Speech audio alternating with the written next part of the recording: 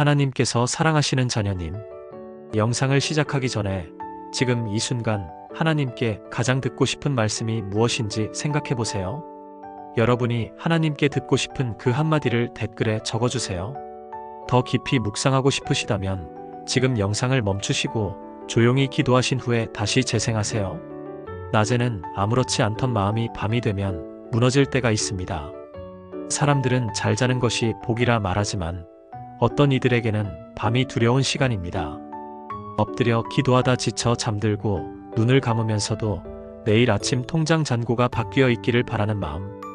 어떻게든 오늘 하루를 넘긴 내가 대견하면서도 초라한 그런 밤을 보내본 적이 있을 것입니다. 혹시 여러분도 그런 밤을 보내고 계신가요? 카드값 결제일이 다가오는데 통장에는 돈이 없고 월세 내야 하는데 어디서 구해야 할지 막막하고 자녀 학원비를 끊어야 하나 고민하면서 잠 못 이루는 밤말입니다. 새벽 3시 천장을 바라보며 계산기를 두드리는 그 시간. 아무리 계산해도 답이 나오지 않는 그 숫자들. 기도하고 싶은데 무슨 말을 해야 할지 모르겠고 하나님께 매달리고 싶은데 이미 너무 많이 매달린 것 같아 미안한 마음이 드는 그런 밤입니다. 2023년 겨울 제게 한 통의 전화가 걸려왔습니다. 60대 중반의 박순자 권사님이셨습니다. 목소리에 떨림이 있었습니다.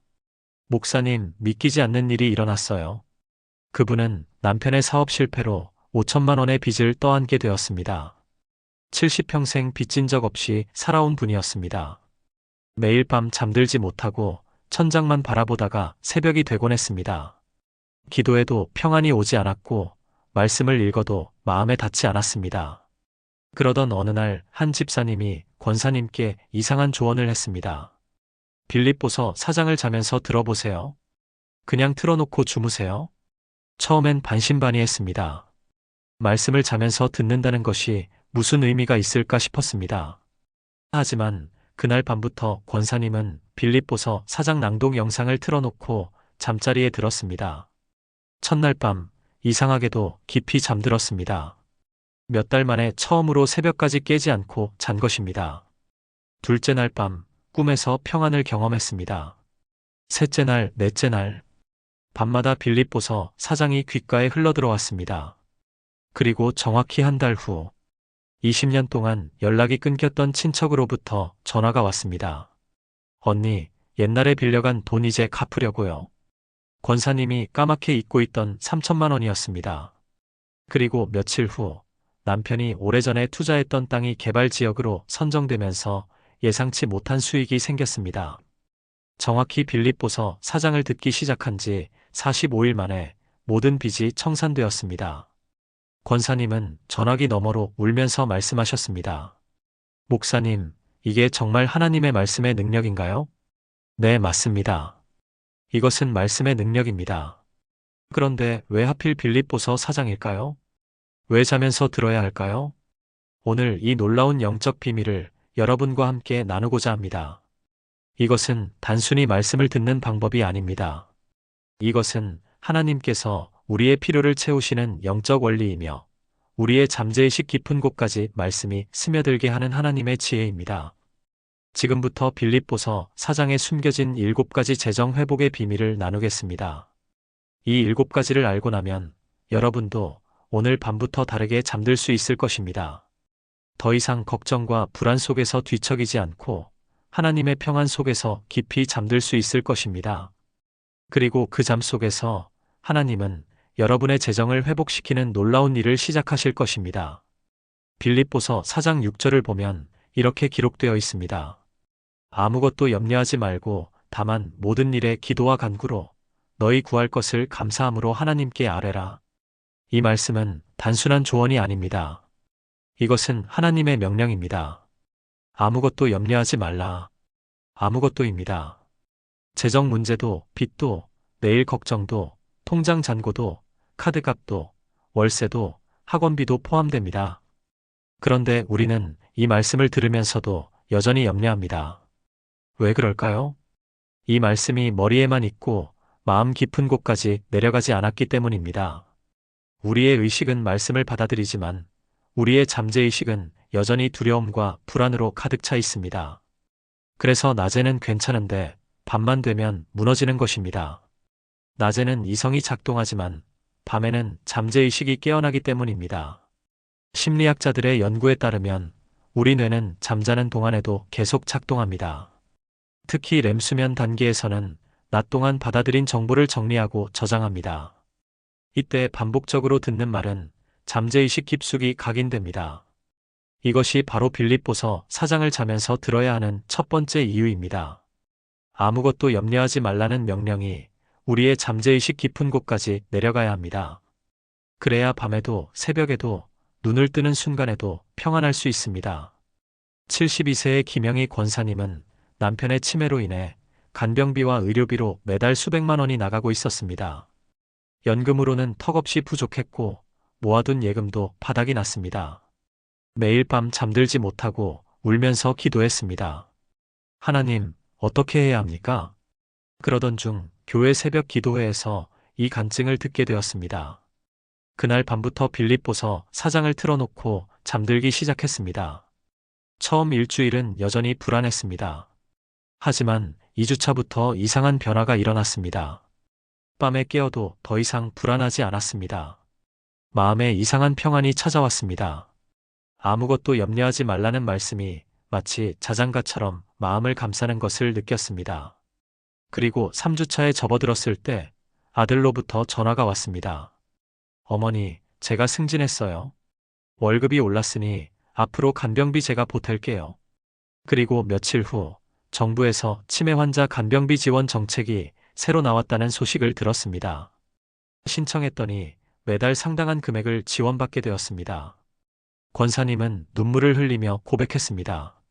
말씀이 제 잠재의식까지 들어갔을 때 하나님이 움직이기 시작하셨어요.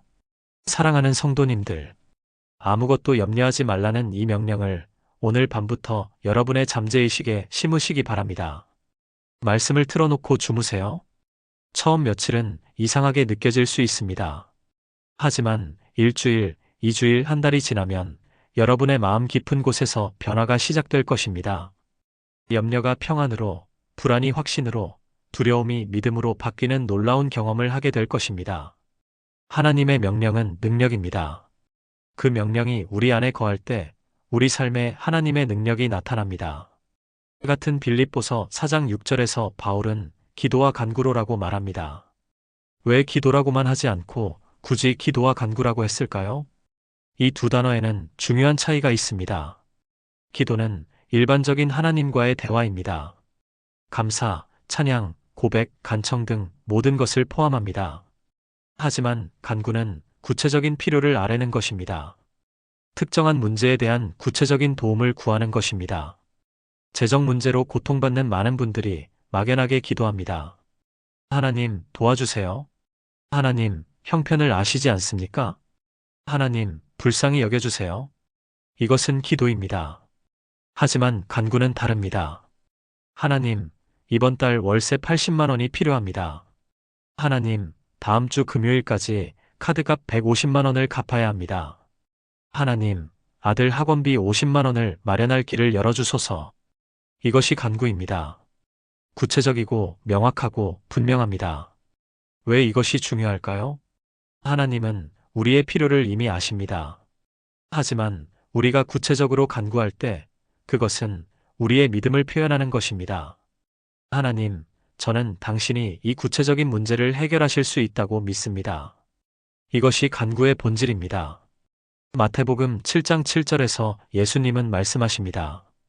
구하라 그리하면 너희에게 주실 것이요, 찾으라 그리하면 찾아낼 것이요, 문을 두드리라 그리하면 너희에게 열릴 것이니. 구하라, 찾으라, 두드리라.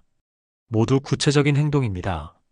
55세의 이정숙 집사님은 딸의 대학 등록금 400만 원이 없어서 고민하고 있었습니다. 대출을 받자니 이자가 부담스럽고 친척에게 빌리자니 창피했습니다.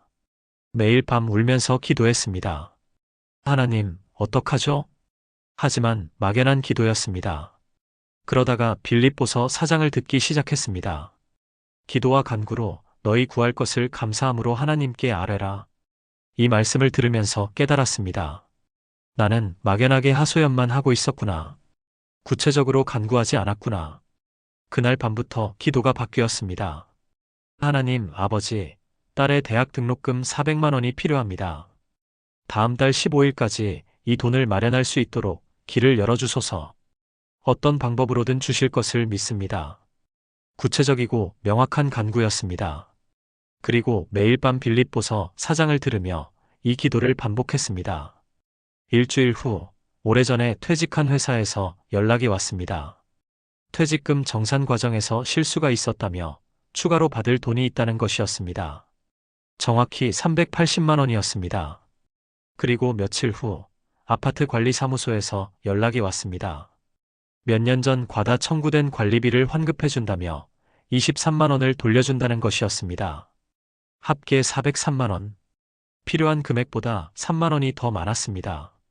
집사님은 무릎을 꿇고 눈물을 흘렸습니다. 하나님은 정확하게 응답하셨습니다. 구체적인 간구에 구체적인 응답으로 대답하신 것입니다. 믿는 자녀님들, 오늘 밤부터 여러분의 기도를 점검해 보시기 바랍니다. 막연한 하소연만 하고 있지는 않습니까? 구체적으로 무엇이 필요한지 정확하게 간구하고 계십니까?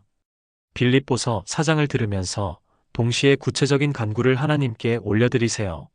얼마가 필요한지, 언제까지 필요한지, 무엇 때문에 필요한지 명확하게 아뢰세요. 하나님은 여러분의 구체적인 간구를 기다리고 계십니다. 그리고 그 간구에 구체적으로 응답하실 것입니다. 빌립보서 4장 6절의 마지막 부분을 주목해야 합니다. 너희 구할 것을 감사함으로 하나님께 아뢰라. 감사함으로. 이 세 글자가 재정 회복의 핵심 열쇠입니다. 대부분의 사람들은 필요가 채워진 후에 감사합니다. 돈이 들어온 후에 감사합니다. 문제가 해결된 후에 감사합니다. 하지만 바울은 정반대로 말합니다. 구할 때 감사하라고 합니다. 받기 전에 감사하라고 합니다. 아직 아무것도 해결되지 않았는데 감사하라고 합니다. 이것이 바로 믿음입니다. 보이지 않는 것을 믿는 것이 믿음이라면 받기 전에 감사하는 것이야말로 진정한 믿음의 표현입니다. 하나님, 아직 받지 못했지만 주실 것을 믿고 감사합니다. 하나님, 아직 길이 보이지 않지만 열어주실 것을 믿고 감사합니다. 하나님, 아직 변화가 없지만 일하실 것을 믿고 감사합니다. 이것이 감사함으로 구하는 것입니다. 데살로니가전서 5장 18절은 말합니다. 범사에 감사하라. 이것이 그리스도 예수 안에서 너희를 향하신 하나님의 뜻이니라. 범사에 감사하라. 좋을 때만이 아니라 어려울 때도, 풍족할 때만이 아니라 부족할 때도, 웃을 때만이 아니라 울 때도 감사하라는 것입니다. 왜냐하면 감사는 하나님의 능력을 끌어당기는 자석과 같기 때문입니다. 불평과 원망은 하나님의 역사를 막지만 감사와 찬양은 하나님의 역사를 끌어당깁니다. 68세의 최명자 권사님은 아들의 사업 실패로 7천만 원의 연대보증을 떠안게 되었습니다. 평생 모아둔 전 재산을 날리고 남은 것은 빚뿐이었습니다. 분노와 원망으로 가득했습니다. 하나님, 왜 이런 일을 허락하셨습니까? 평생 충성했는데 왜 이런 고통을 주십니까? 기도할 때마다 하소연과 원망이 쏟아져 나왔습니다. 그러던 중 빌립보서 4장을 들으며 자게 되었습니다. 감사함으로 하나님께 아뢰라. 이 말씀이 밤마다 귓가에 들려왔습니다. 처음에는 화가 났습니다. 무엇을 감사하라는 겁니까? 이 상황에서? 하지만 말씀은 계속 들려왔습니다. 2주째 되던 날 권사님은 결단했습니다. 좋아, 감사하겠습니다. 이해는 안 가지만 순종하겠습니다. 그날 밤 기도가 바뀌었습니다. 하나님, 이 빚을 감사합니다. 이것을 통해 저를 연단하시려는 뜻을 믿고 감사합니다. 아직 어떻게 갚을지 모르지만 갚게 하실 것을 믿고 감사합니다. 눈물이 흘렀지만 감사했습니다. 이해되지 않았지만 감사했습니다. 그리고 한 달 후, 권사님이 30년 전에 친정어머니로부터 물려받았던 시골 땅이 도로 확장 부지로 수용되었습니다. 까맣게 잊고 있던 땅이었습니다. 보상금은 1억 2천만 원이었습니다. 빚을 모두 갚고도 5천만 원이 남았습니다. 권사님은 그날 교회에 나와 간증하며 울었습니다. 내가 감사하기 시작했을 때 하나님이 움직이기 시작하셨습니다. 사랑하는 형제자매님들, 감사는 하나님의 마음을 움직입니다. 감사는 영적 세계의 문을 엽니다. 감사는 기적을 일으키는 씨앗입니다. 오늘 밤 빌립보서 4장을 들으면서 감사의 기도를 드려보시기 바랍니다.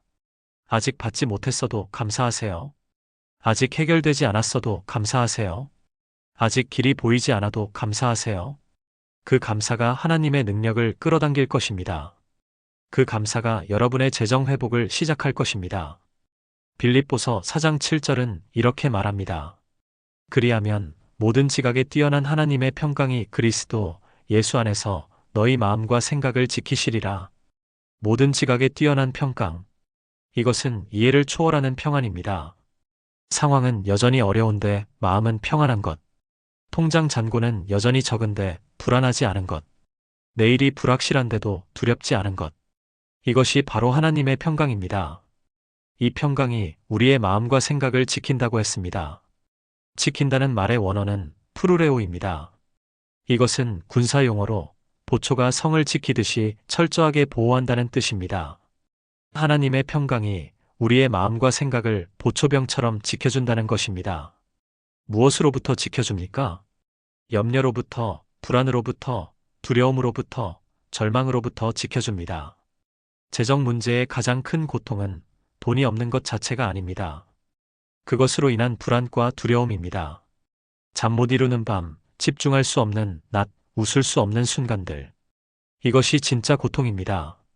그런데 하나님의 평강이 임하면 상황은 그대로인데 마음이 지켜집니다. 여전히 빚이 있지만 절망하지 않습니다. 여전히 돈이 부족하지만 두렵지 않습니다. 여전히 문제가 있지만 무너지지 않습니다. 왜냐하면 하나님의 평강이 보초병처럼 우리 마음을 지키고 있기 때문입니다. 49세의 강미선 집사님은 남편의 갑작스러운 실직으로 생계가 막막해졌습니다. 두 아들은 고등학생과 중학생이었고 월세는 매달 나가야 했습니다. 불안과 두려움으로 매일 밤 잠들지 못했습니다. 가슴이 답답하고 숨쉬기가 힘들었습니다. 공황장애 증상까지 나타났습니다. 그러던 어느 날 교회 구역 예배에서 빌립보서 4장 간증을 들었습니다. 그날 밤부터 빌립보서 4장을 틀어놓고 잠들기 시작했습니다. 모든 지각에 뛰어난 하나님의 평강이 너희 마음과 생각을 지키시리라. 이 말씀이 밤마다 귓가에 흘러들어왔습니다. 첫 주에는 큰 변화가 없었습니다. 여전히 불안했고 두려웠습니다. 하지만 2주차부터 이상한 변화가 일어났습니다. 여전히 돈은 없었지만 마음의 평안이 찾아왔습니다. 여전히 남편은 실직 상태였지만 절망하지 않았습니다. 여전히 미래는 불확실했지만 두렵지 않았습니다. 이해할 수 없는 평안이었습니다. 논리적으로 설명할 수 없는 평강이었습니다. 그것이 바로 모든 지각에 뛰어난 하나님의 평강이었습니다. 그리고 3주차에 남편에게 연락이 왔습니다. 예전 직장 동료가 새로운 회사를 추천해 주었고 면접을 보았습니다. 일주일 후 합격 통보를 받았습니다. 연봉은 이전보다 오히려 높았습니다. 집사님은 그때 깨달았습니다. 하나님의 평강이 먼저 마음을 지켜주셨고 그 평강 안에서 하나님이 일하기 시작하셨다는 것을 말입니다. 불안과 두려움에 사로잡혀 있을 때는 하나님의 인도하심을 느끼기 어렵습니다. 하지만 평강이 마음을 지킬 때 하나님의 음성을 들을 수 있고 하나님의 인도하심을 따를 수 있습니다. 요한복음 14장 27절에서 예수님은 말씀하십니다. 평안을 너희에게 끼치노니 곧 나의 평안을 너희에게 주노라. 내가 너희에게 주는 것은 세상이 주는 것과 같지 아니하니라. 너희는 마음에 근심하지도 말고 두려워하지도 말라. 세상이 주는 평안은 조건적입니다. 돈이 있을 때 평안하고 문제가 없을 때 평안합니다. 하지만 예수님이 주시는 평안은 다릅니다. 상황과 상관없이 주어지는 평안입니다. 폭풍 속에서도 누릴 수 있는 평안입니다. 부족함 속에서도 경험할 수 있는 평안입니다. 이것이 바로 모든 지각에 뛰어난 하나님의 평강입니다. 그 평강 안에서 하나님은 여러분의 재정을 회복시키는 일을 시작하실 것입니다. 빌립보서 4장 19절은 재정 회복에 관한 가장 강력한 약속입니다. 나의 하나님이 그리스도 예수 안에서 영광 가운데 그 풍성한 대로 너희 모든 쓸 것을 채우시리라. 이 한 구절을 자세히 살펴보겠습니다. 첫째, 나의 하나님이라고 했습니다. 바울은 하나님을 나의 하나님이라고 부릅니다. 이것은 개인적이고 친밀한 관계를 의미합니다. 하나님은 먼 곳에 계신 분이 아니라 나의 하나님이십니다. 나의 필요를 아시고 나의 형편을 보시고 나를 책임지시는 나의 하나님이십니다. 둘째, 채우시리라고 했습니다. 채우신다는 것은 완전히 채우신다는 뜻입니다. 부족함이 없도록, 모자람이 없도록 완전히 채워주신다는 약속입니다.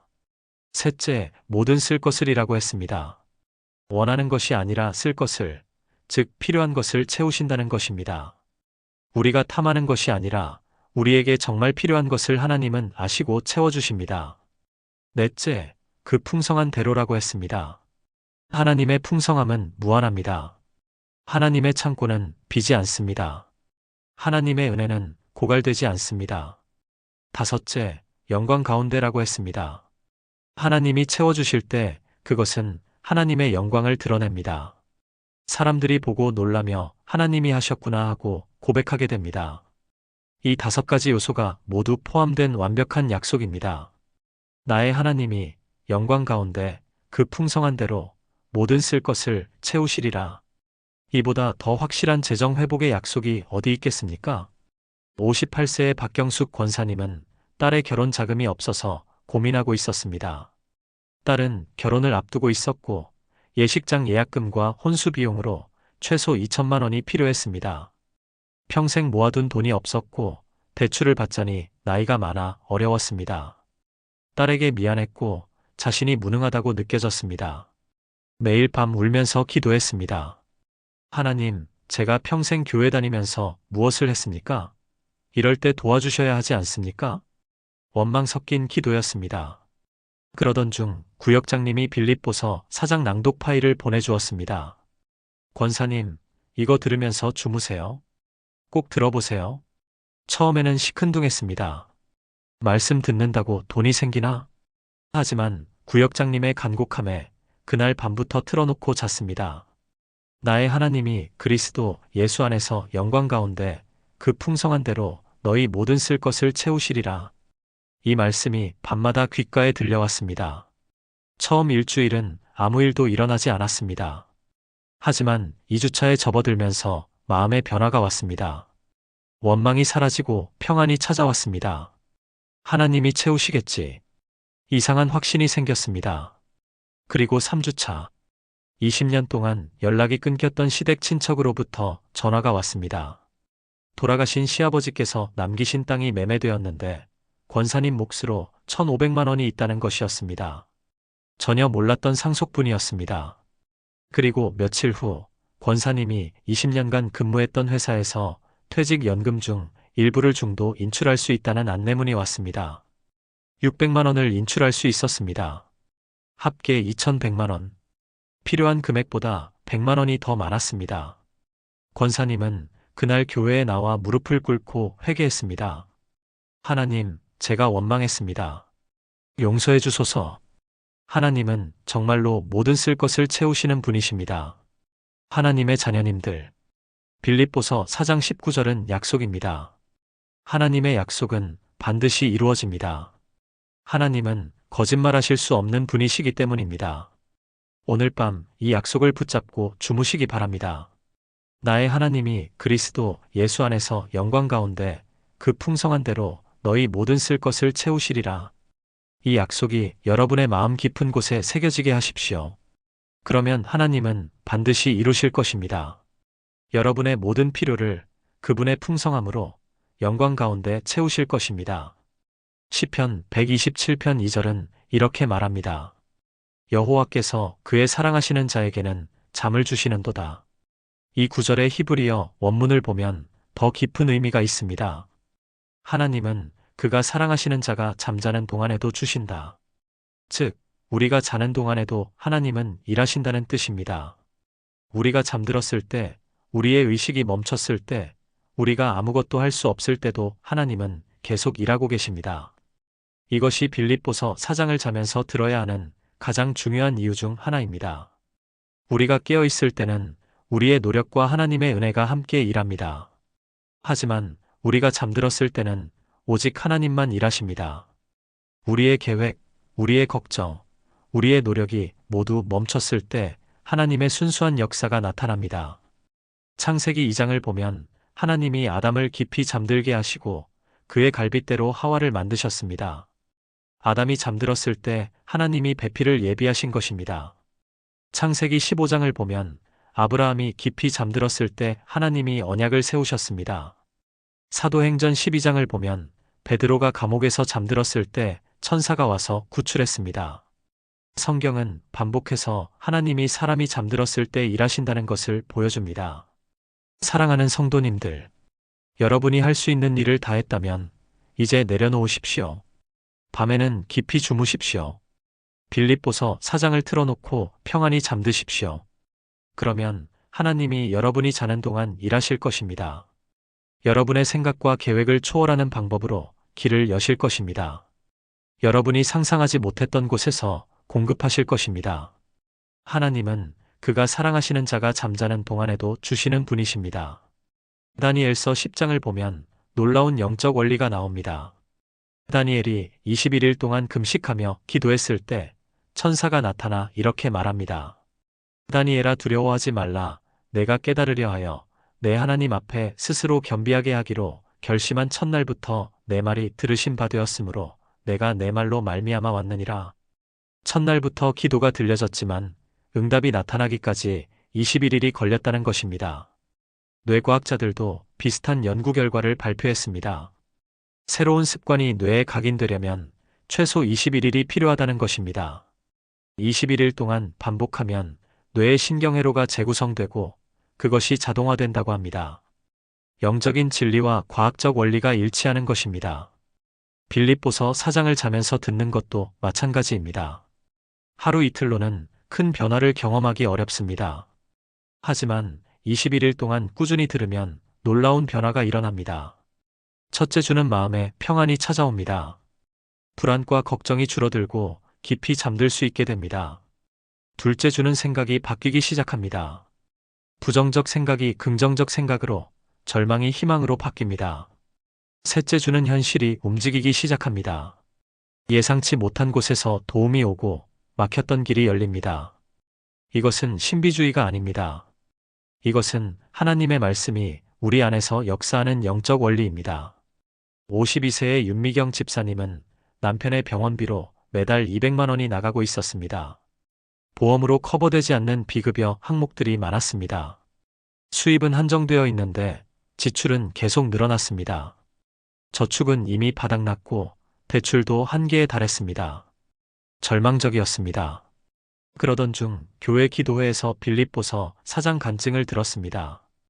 21일만 들어보세요. 반드시 변화가 있을 겁니다. 간증자의 확신에 찬 목소리가 집사님의 마음을 움직였습니다. 그날 밤부터 시작했습니다. 핸드폰에 빌립보서 4장 낭독 영상을 틀어놓고 잠들었습니다. 첫날, 둘째 날. 특별한 변화는 없었습니다. 하지만 포기하지 않고 계속 들었습니다. 5일째 되던 날, 처음으로 새벽까지 깨지 않고 잤습니다.